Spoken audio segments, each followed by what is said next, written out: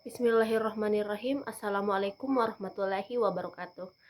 Perkenalkan, nama saya Sri Irna Amalia dengan NIM 2024 Di sini saya akan menjelaskan tentang mata kuliah mikrobiologi pada materi metabolisme mikroorganisme.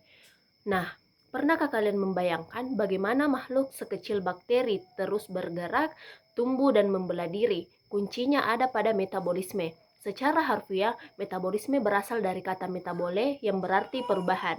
Dalam dunia seluler, metabolisme adalah jantung kehidupan, yaitu serangkaian reaksi biokimia kompleks yang mengolah zat makanan atau nutrien menjadi energi atau komponen penting untuk sel. Nah, proses metabolisme ini terbagi menjadi dua jalur utama. Yang pertama yaitu katabolisme dan yang kedua yaitu anabolisme. Katabolisme adalah proses degradasi atau pemecahan molekul besar menjadi molekul yang lebih sederhana. Reaksi ini bersifat eksergonik, artinya dia melepaskan energi bebas.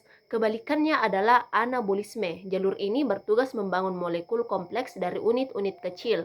Karena sifatnya membangun, anabolisme bersifat endergonik atau membutuhkan energi berupa ATP untuk melakukan sintesis, seperti pembentukan dinding sel dan replikasi DNA. Dari tadi kita menyebutkan tentang energi. Nah, di dalam sel, energi ini diintroduksi melalui reaksi redoks dengan ATP sebagai mata uang energi universal. Struktur kimia adesonin trifosfat atau ATP terdiri dari basa adenin, gula ribosa, dan 3 gugus fosfat. Di manakah energinya disimpan?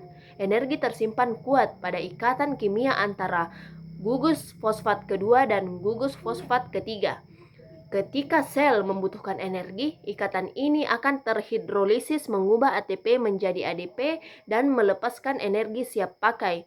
Nah, melalui respirasi, ADP ini nantinya akan diisi ulang kembali menjadi ATP dalam bentuk sebuah siklus yang tiada henti. Lalu, bagaimana mikroorganisme memanen energi dari makanan?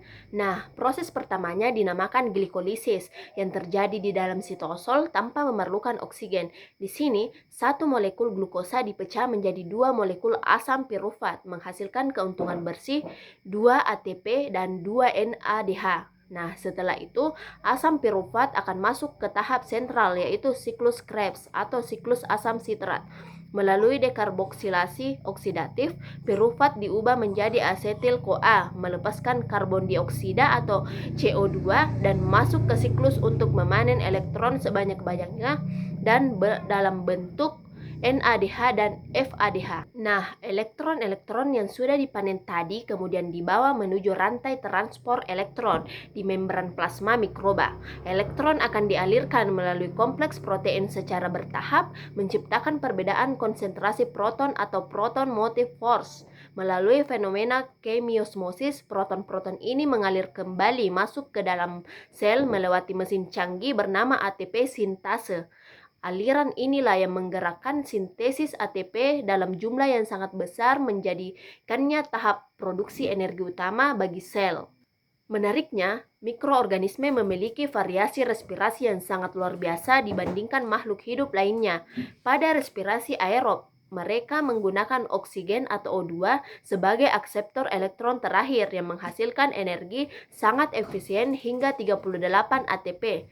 Namun, di lingkungan tanpa oksigen, ada mikroba yang melakukan respirasi anaerob atau anaerob dengan memanfaatkan akseptor alternatif seperti nitrat, sulfat, bahkan karbonat. Dan jika tidak ada akseptor eksternal sama sekali, mereka akan melakukan fermentasi.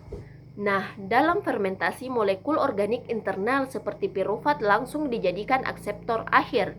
Meskipun energinya jauh lebih sedikit, hanya 2 ATP per glukosa, proses fermentasi seperti fermentasi laktat dan alkohol ini sangat penting bagi kehidupan dan industri manusia. Dari pembelajaran ini, kita bisa melihat betapa dinamis dan adaptifnya dunia mikroorganisme melalui sistem metabolisme mereka. Nah, itu saja yang dapat saya sampaikan. Wassalamualaikum warahmatullahi wabarakatuh.